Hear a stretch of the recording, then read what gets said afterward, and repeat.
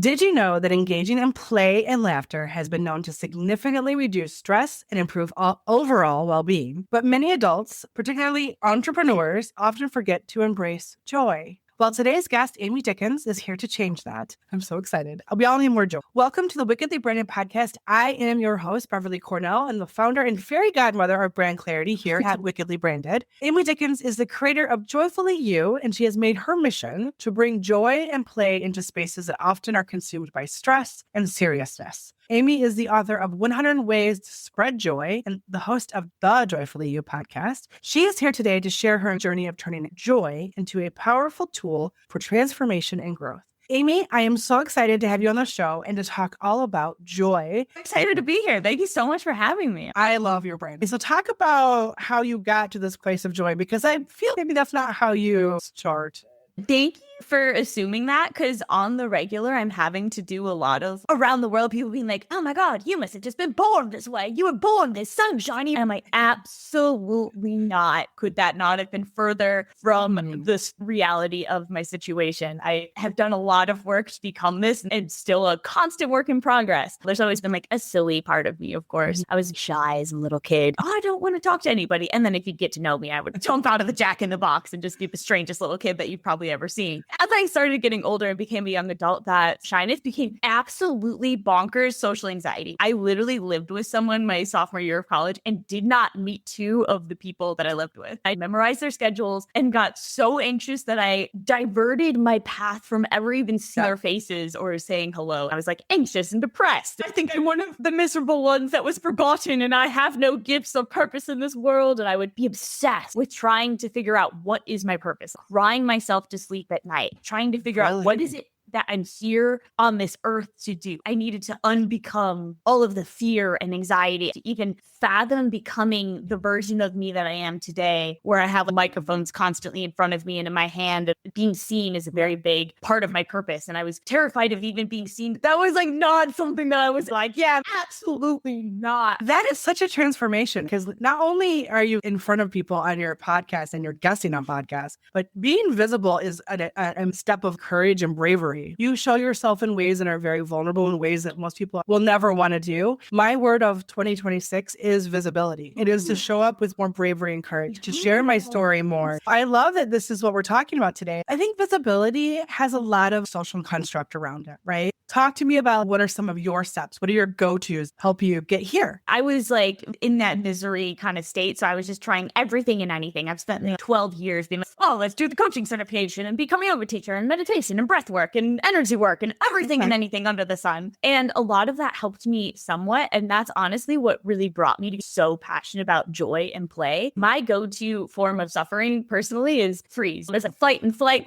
and mine is glaze over. It seems like Amy's perfectly fine, but internally my system is just in that play dead mode. It's so subtle. It took me a really long time to figure out when it was in that kind of mode, because meditating and more traditional things that you hear about weren't really giving me the results that I was looking for. Everyone plays in different ways, and that's really important for each of us to learn how we do that. But for me, when I'm laughing and playing, it has healed my nervous system time and time again and built resilience inside of me in wildly new ways. If I can incorporate some kind of play into it, I very quickly step into, oh, okay, I'm confident in this. It tells your whole brain, your body, your nervous system, it's safe to be in connection with yourself and other people. It's also an incredible way to learn. It's the highway to learning any new skill. It opens your brain in a different way. There are neural pathways. Your body is just, oh my God, I'm filled with dopamine and serotonin and endorphins. It's telling your whole brain, body, nervous system, yes, more of this. We love that. We're going to keep doing it. Yeah. You did all these things. You did yoga. How did you land on I was traveling around the world for a long time, and I would live in different communities for 1 to 3 months. And there would always be 1 to 2 people that would seriously sit me down and be like, Amy, you are a real joy bringer. You're a ray of sunshine. And I was just noticing people that don't know each other, they're from all over the world and in completely different cultures and settings, are all having this same exact noticing and reflection. Something in me was like, wow, okay, I am lighting up these spaces. I'm energizing the room just by being myself. I'm enjoying doing what I'm doing for the first time in my whole life. There's got to be something here. I think from there, I was just, okay, I don't really know what I'm doing, but I know that joy is the thing before it ever was a business, because the core calling was to find my purpose. And to me, I realized, oh, your purpose is who you are. Realize I can be myself, be the joy. And then step 2 was, oh, wow, I want to make this business and share it with the world.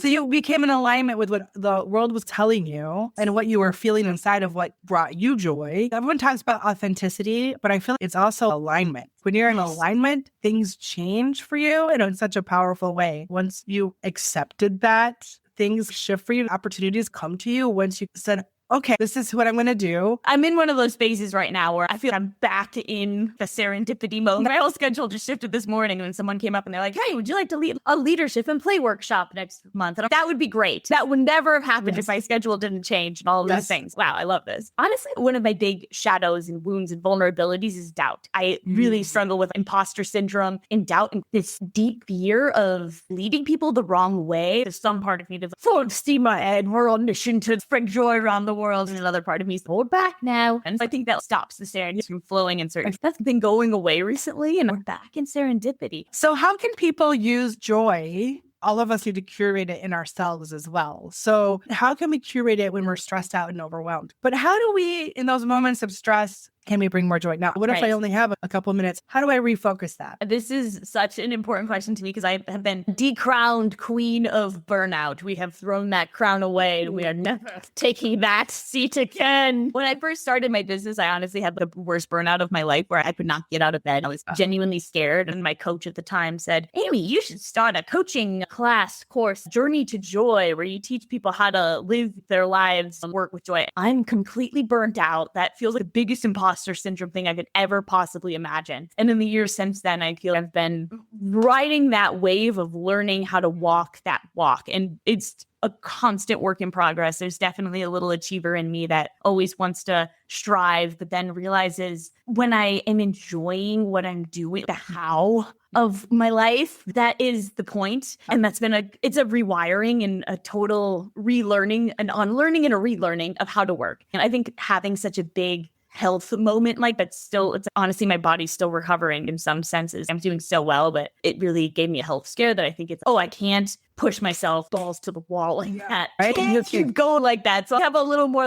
okay, we're going to check in a little more and really notice how is everything going while I'm working. And the simplest life hack that has really helped me, but I have a happy go-to playlist that I have in the background of work as often as I possibly can. And I make myself wiggle and move and dance and take a one song dance break. And that's the bare minimum that has genuinely because I will sit there with my shoulders up to my ears and be, I'm so focused. I'm doing such good work here. And then, how many hours have passed. And then I forgot that I'm a human in a body and I don't feel very good right now. Sometimes I'll be, I'm doing social media. I could just lounge in a chair for a little bit while I do my posting on social media. And that feels really great. As a woman, I think that I personally grew up with this mentality of, I can do it just the boys and better than them. And I'm not a man. I'm a woman and I'm living this feminine body and we are all unique as individuals. I think that's part of our joy is to live in that authentic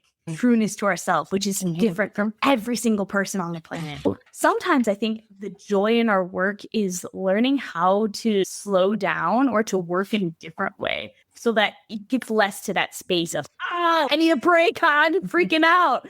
And the quicker when we get to that point of, I need a moment and we can have the discipline, because let's be honest, it takes discipline sometimes to put pause on the brakes when we're in that. I think changing your environment as quickly as you can really help. Even if you just step outside and up at the sky and zoom out. Literally, I try to zoom out to imagine, okay, I'm back on a rock. And yes, my mission is important and it makes a difference, but it helps whatever thing that I've zoomed in on that feels like a big problem, really intense on my nervous system. It makes it feel just very small all of a sudden. And for me, movement, some kind of movement, I would say for everyone, our brain and our body and our stress follows our physiology. So we can do mindset work. I'm all about that as well. But if you first start with, okay, if I'm stressed, my shoulders are up here, I'm really in a crunchy kind of posture. But when you're feeling joyful, you're, I'm relaxed, I'm open, I talk bigger with my hands, and my face is probably more expressive, and all of these things. So whatever that might be for you, it might be a 5-minute walk. It might be, I'm going to dance for 5 minutes, even though I don't feel it. It might be, I'm just going to chill out in the sun for a second and just look up at the miracle of the sky, but literally change, or maybe it might be calling a friend for 5 minutes or something, but changing your physiology is the biggest life hack, and it can happen very quickly. The quicker you practice. I have to ask, I have this burning question because you're talking about changing your environment. On your website, you have a picture of a disco ball. Yes. I have a disco ball in my office. I also do. Every room in the house. Yeah. So my disco ball is not the fanciest metal one. It's the light one that, if you go to a concert or whatever, I want it to spin. So I have the one here that I can change the colors and all kinds of things. And I got it for exactly that. Light or whatever, make you feel happy. And think even how you surround yourself. I love that you have your wall painted so beautifully, but I intentionally chose my brand and what I did because it makes me happy. Yes. Like it literally brings me joy to do that. Once I've unlocked some of the joy around my brand, what I found was my creativity and my capacity changed. Yeah. Now, I do agree with you. I'm working with a physician right now on some things. I have a therapist. I have a coach. I am intentionally working on some of this stuff so that I don't feel that way. But I'm also in the process of writing a book about this stuff, which is interesting. Really about how, specifically for women, we don't work the way men work. So I love the way I'm a woman. This is how the idea is that in post-industrial era, men went to work, did this thing in this particular cycle, 9 to 5, because they had a wife at home to take care of their life at home. And I've always joked for a long time, I need a wife. Susan, I need a wife, that I need someone who's going to take care of the life part so that I can focus more on my work and I won't feel as burnt out.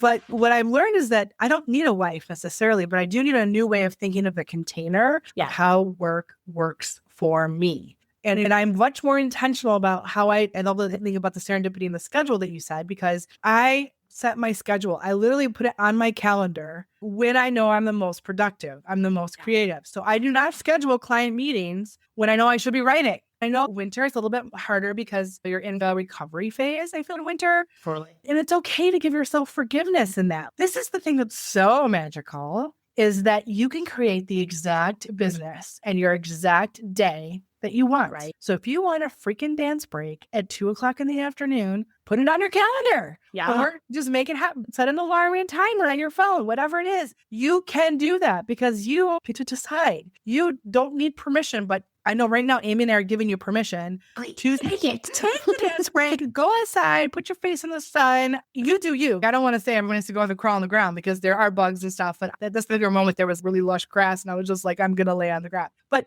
you do you, what feels good to you. And so that, I think, is very empowering, but it does take a little bit of a habit to do it. So that's why sometimes being more intentional with a timer I have found it to be that way, can give yourself permission throughout the day to have those moments. But the idea is that you do what makes you happy. I have things in my office that make me happy. I have sparkly microphone. I have a unicorn pen. And if you're not intentionally creating those moments, those opportunities for yourself, you're missing those moments to make yourself have more joy and have more happiness. So I think you said, be goofy, be eccentric, do the things that you love to do. Who freaking cares? They're not living your life. They're not the one dealing with your burnout and your stress. You do what you need to do to live in the most joy, in the most happiness, the most creative, the most, in your flow and alignment you can. So I'm giving you permission. I know Amy wants to give you permission to do that. Well, I want to be. Talk about who you serve and how you help them. Talk about what your business is, Amy. Hey, I know you're listening today because you're ready to take your business and your brand to the next level. But if you're being honest with yourself, maybe even feeling a little bit lost, but you've got this big vision and you know that you're meant to make a bigger impact. But sometimes it's so hard to know where to start and which direction to take. Does that sound familiar? You're not alone. So many purpose-driven entrepreneurs feel the exact same way as you. That's why I created the Clarity Quiz, a simple tool that helps you get to the heart of what's holding you back and shows you where you need to focus next. No more second guessing, no more spinning the wheels, just clear, actionable insights that give you the confidence to move forward, that next best step. Taking the quiz will give you a deeper understanding of your brand's true potential and what's standing in your way. And the best part, it only takes like 3 minutes, but the results, they could transform the way you approach your business and brand forever. So if you're ready to stop feeling overwhelmed and you want to start showing up with purpose and clarity, go to wickedlybranded.com and take the quiz now.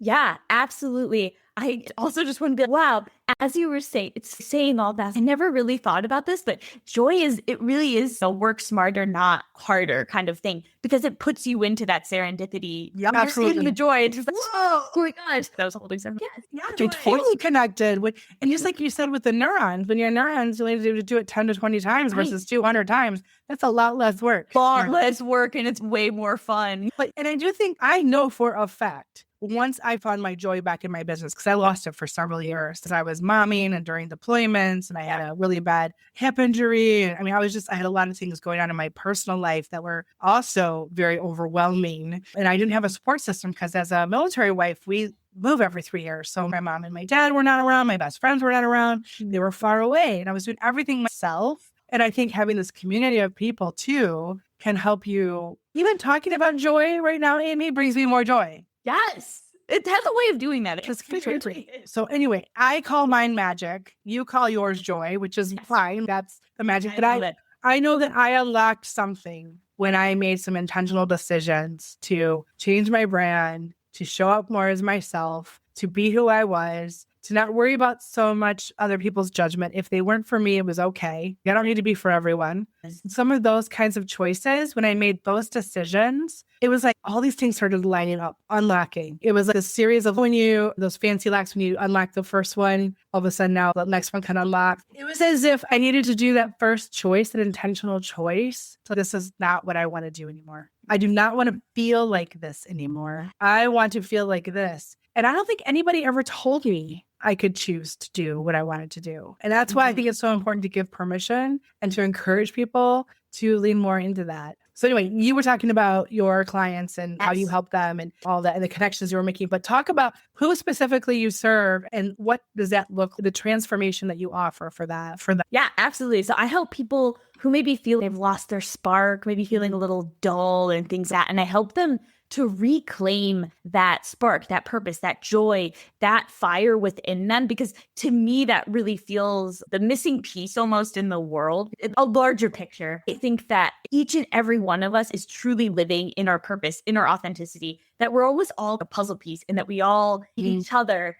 to create this full the puzzle pieces clicking together. So we don't get to all click in with our purpose in all the ways. And if I'm trying to be your puzzle piece over here, that's not really going to work. It's just not going to click in. And if you're trying to be me, that's also not going to be it. So helping inspire other people to become who it really is that they wish to be is one of my biggest joys, because I just really feel it creates ripples effects of impact in this world beyond what we could ever imagine. And that one of my favorite ways of doing that right now, I have a joy parade where I get people dancing in the streets, and it's so fun. It's creating moments of magic it's a joy gym for the people that are in it. We're trying to get up to 100 people in the streets, just dancing every week here in Asheville. Allow it to be, we're practicing joy. It's not always easy to choose joy, to be like, I'm going to dance in the streets. This might be uncomfortable. I'm being seen. But also it's creating that ripple effect of people that are staring at their phone and, oh my gosh, there's like a bunch of people dancing or doing the YMCA in front of me right now or whatever it might be. And then sometimes they join and then it's like, oh, look at this. I'm having a random moment that I get to tell everyone about at the office on Monday. And creating those magic moments for people is something that I'm having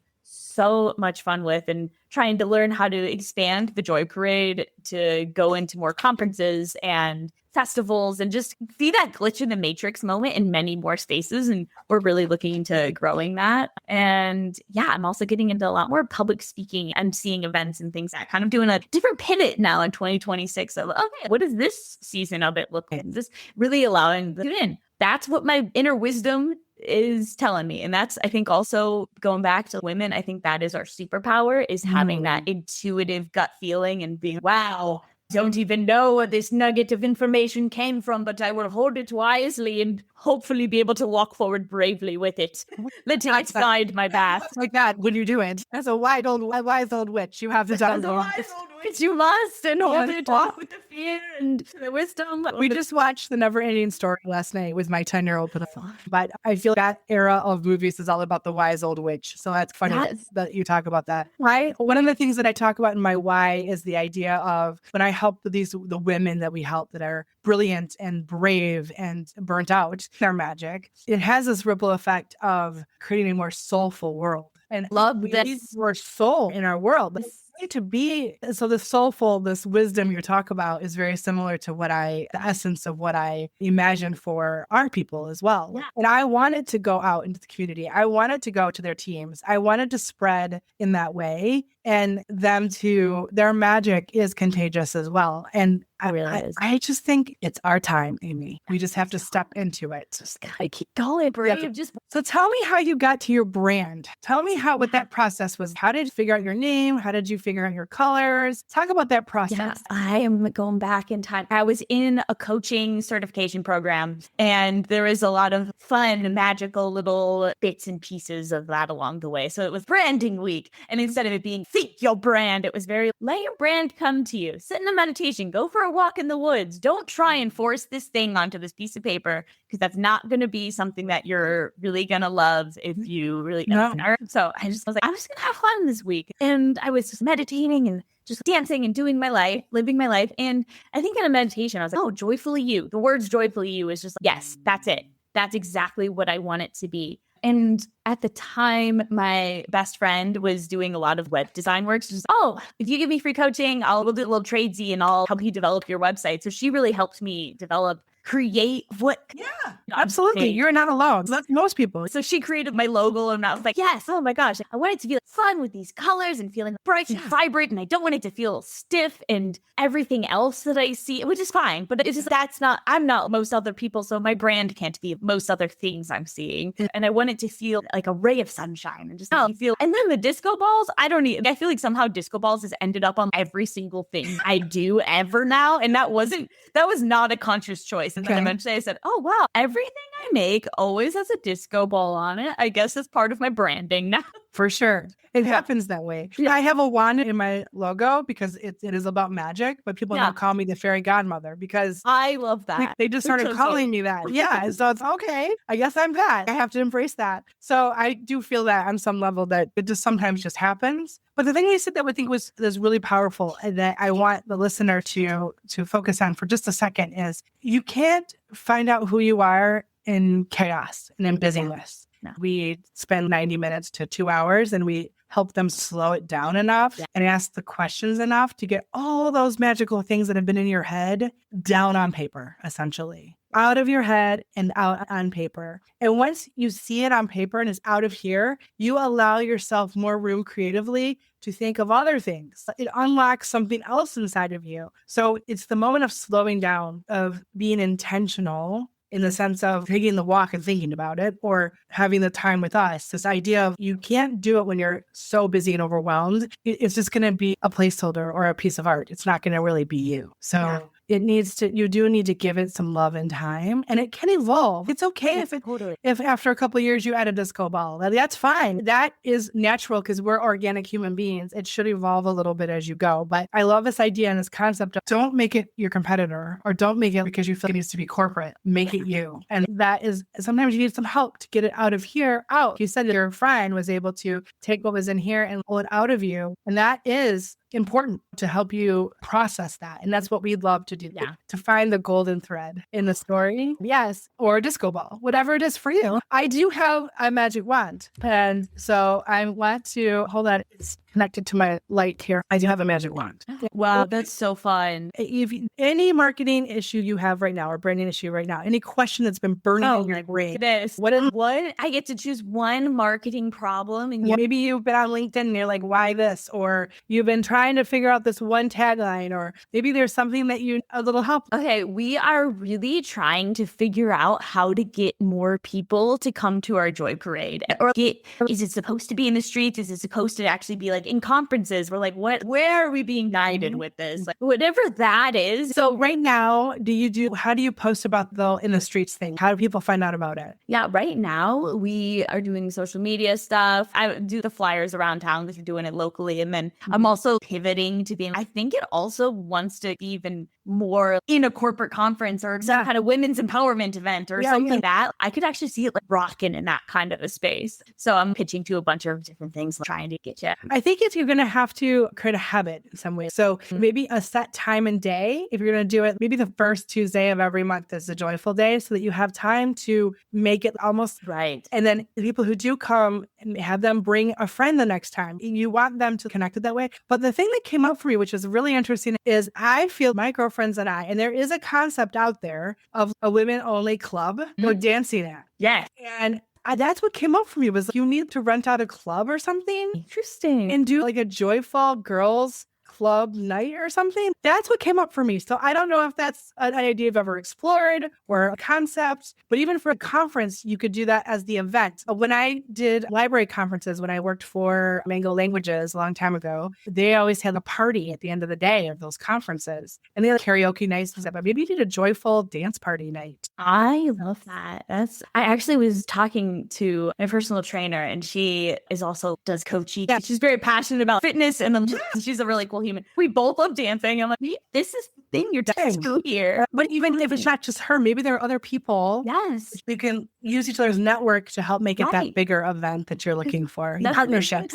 We need to get women. Let's all work together and help us out. So I'm thinking that maybe because joy is best felt with others, I feel. So maybe it's this collaboration and partnership, and then you do something epic, rent a space. And I think you could even, I have other ideas now. Look at this, what happens. You could do different, even if it's a mini conference, you could do a fitness side of it. You could do everybody who's a partner do a little segment or a section in the conference that end it with this epic dance party. I love that. Something like that. So whoever you partner with could be one of the ones that gives a talk, even if it's just a half a day or something. Don't overthink it. And then I do think you should have a virtual aspect of it for those who cannot come. Then you can expand your reach and have even more than 100 people. That's great. I love it. Did I wave my magic wand? You waved a magic wand. Look at you in the flow. I want an invitation. So let me know. Keep me posted. And I don't think you need to do all the heavy lifting yourself. So let others help you create the joy that you want to have. I think that's really fun. Okay, so what advice would you give to an entrepreneur who is feeling overwhelmed or too serious about their marketing per se, specifically around joy itself, how to add joy to the process? Because we try to create some magic, but I think a lot of entrepreneurs, specifically ones who do accounting or operations, think marketing is horrible. Yeah, I think that's great. For example, as a little metaphor, I don't love doing the dishes, but I have to do the dishes unless I somehow magically find a human that wants to be in my life and is like, AI is coming from me. I am all about AI doing my dishes. Put my dishes in the sink, put them in the dishwasher and put this away. I don't want to deal with them. Yes. And so I think this is the analogy of, okay, there are things sometimes that maybe this isn't our thing and maybe we can, what's the word, ask somebody else to do it or outsource it and hire somebody else to do it. Yet at some point we do get to, and that's great because the more we get to do that, the more we get to live in our magic. But how can we enjoy the process along the way? How can we make this as little painstaking and I think a little part of that is a mindset. If you go into something being like, I think we've all been around the kid that's, this is awful, I hate this, and then they're just dragging their. And that's contagious too. It's not always so easy. I don't choose wisely every day, that's for sure. But I would say catching yourself and being, even if it feels a lie, maybe at first, to be like, I'm so excited to do this. I'm open to enjoying this process. That's always a nice little, I'm open to having a great experience doing this. I need that line for my accounting because that is the thing that sucks my soul because I like the creative side of it. But I love the story that the numbers tell. Oh, totally. So I have really been embracing more of this is a part of my business when I work on this part, it helps magnify the impact I make. So I need to be really excited about it. Yeah. So that is a reframe I try to do as well. Yes. To root it back into my purpose. Completely. It feels more intentional and on purpose and not this torturous task I have to. When I have to sit there and deal with tech problems, I want to throw my laptop sometimes at the wall and just have a buddy in the room being like, okay, I need you to sit down and do the task right now. Can you just do your own thing over there? And we can just, something helps me just feel more motivated and it's enjoyable. You can have a little conversation afterwards. Yes. And then I have something in my ears, even if it's quiet, if that's getting me either laughing. I listen to a funny podcast that has nothing to do with bettering myself or business or anything like that. It's just like purely, I just want to laugh. Like I like listening to Amy Poehler's podcast lately. I love her. She's funny. It's just like conversational and fun. And the whole point of it is to just help people feel like a little bit of levity in their day. And it's just a good time. Or it's like good time music. And I can like, sometimes if I'm feeling it, I'm like, yeah, I'm doing like spreadsheets, but we're like feeling the beat and bumping our head to it a little bit. I'm doing spreadsheets. I'm actually listening to a really good song. And that's what I'm also spending like half of my brain power focusing on. So I'm not being like, oh my God, I feel like I'm being dragged on concrete. It's interesting. So I do have ADHD, and when you talk about body doubling, there is something about body doubling that's very powerful in some of those hard, arduous tasks that feel arduous anyway. The other thing that I do with those kinds of tasks is I use AI to break them down into smaller tasks so they don't become overwhelming. It helps so much. But the other thing is I use music as well, but I use it differently. But I love this kind of concept. Like I love happy music, and I have, I always go out, I have Alexa in my kitchen, and when I'm cooking, I say, Alexa, play happy music. But when I am working, I have on Spotify, I have a creative focus, and it has no words. Because if I have words, I get too sucked into that. Maybe I need a happy playlist with no words. Yeah. And I've never ever looked for that. So I need to look for that. Yeah. The happy play. I used to really be into like the lo-fi beats kind of thing. And is where I like being like, I just want to listen to some like romantic Parisian music while I work and pretend that I'm like, I don't know, it's like in Paris. But sometimes I'm like, no, I need to amp myself up. I'm going to have to find a happy playlist with no words. Yeah. I love it. Because I never thought about that, of having it with no words. I do the creative focus ones. A lot of it's classical music. But like Bridgerton made like a lot of the more contemporary music into like classical music. So I do some of that, but I've never done the actual happy. Oh, I went really. Yeah. I saw that. I was like, wow. Okay. So the last couple of questions are, what does it mean to you to be wickedly branded? How do you show up as wickedly branded in your life or your work? And what tips would you give listeners to be more bold, authentic, and wickedly branded? Yeah, I would say to be wickedly branded, to me, it just feels like I am like boldly and authentically an extension of myself. And in a brand, it's like not our whole self, right? So there's often, okay, this is like the version of me that gets to exist in this little corner of this brand, and allowing it to shine and change too, because that's a big thing I'm going through right now. Is, joyfully you is changing because I'm changing a lot, and just having fun with it and allowing it to really expand into whatever it wants to be, even if that pivot might wildly different from what it initially was. Yes. Follow the pivots. And also discerning from what's a pivot and a shiny object syndrome. That's been really big with staying on key with brain, because also neurodivergent brain, I can really like, shiny object. That sounds fun. That's not just ADHD. I feel like that is an entrepreneurial issue. Yes. So I think there's some ADHD, and maybe it's because a lot of entrepreneurs have neurodivergent brains, but we do love to build stuff. That's why I think for me, having a team to execute some things is super important, so that I can do the shiny object thing to a good discernment, but let them execute the details so that I can live in my magic and my joy. Yeah. So how do you show up as wickedly branded, do you think? I would say the biggest way that I would sense that I show up as wickedly branded is just being myself out in the world, whether it be like with a client or through the screen or on a podcast or like out in the world, just being myself. I think the emanation of being joyfully you feels like, wow, you really are that. Like, it's not fake. Yeah. That's just you. Feels, all right, I'm going to stay true to my brand. And obviously, I also am very horizontal and I'm chill, and I got like a whole spectrum of like human being kind of thing. Yeah. It's real. I remember I was at a conference recently, and like a community event at the chamber, and I was in line to get some food or refreshments or something. And 10 people behind me was somebody, and they were like, I know who that is up there. And I was like, oh, they're talking to me? Yeah. And they were like, oh, of course I saw your pink hair. I show up as my brand. Oh, and I actually have sparkly flats. Like I have flats that have iridescent like sequins on them that I wear all the time. Yes. He's like, I saw your shoes first and then I saw your hair. I was like, and if I wear those to church, I wear them all the time. It's not like I can take my pink hair off either. So it is essentially who I am when I go out in the world. And I actually have some iridescent tennis shoes as well. Like it's very much a part of who I am. So yeah, showing up as you, but I don't sleep in those. Obviously, like you said, I would be very chill and need a lot of rest to be as joyful as I am and magical as I am. Yeah. Hey, I got my pink fluffy coat. We both have very fun closets, I imagine. I have a pink, I just bought it, pink tooled long skirt. Like it is as fairy godmother-ish as I could find. Yes. And I wore it. I was like wicked. I was like Linda for Halloween, but I'm going to do a photo shoot in it because I love that freaking skirt so much. And it's big and it's fluffy and not fluffy, but the tulle. And it like goes all the way like beyond my feet. Like it's just, I love it so much. So yes, I just put in the dirty clothes today. Very Like sparkle. It has so in it, and it has my pink and my purple and my, yes, I am all about the fun. And it's fluffy because it has the fairy hair like in the fluff. It's super cute. But yeah, you have to do you. And I do feel like when you fully embrace your brand, I don't think there's as much difference in my brand as there is in who I am. Yeah. I do believe that women inherently are more their business than men are. Like we are more, our work is us in so many ways, like our heart and our soul. Yeah. And it is more interconnected than I do believe that men are typically. I'm not making every single person that, but typically. And it is harder for me. One thing that I'm working on as a 50-year-old woman is what do I do once I sell my business? Yeah. Who am I outside of my business in 10 years? Because my husband retires in 5 years from the military. What do I do then? And so how does that look if I sell my business or give it to my children? What does that look like? And I think for women, it's a little bit harder. I don't know why, but I think it's a little bit harder to bring our business as people. I've never thought about that, but I could totally see that. It's a challenge. Like I am so all in that it's hard to think of myself without my business. But at some point, I'm going to be a dinosaur, Amy. I will be a dinosaur that does jazz hands, but I will be a dinosaur with my little hands.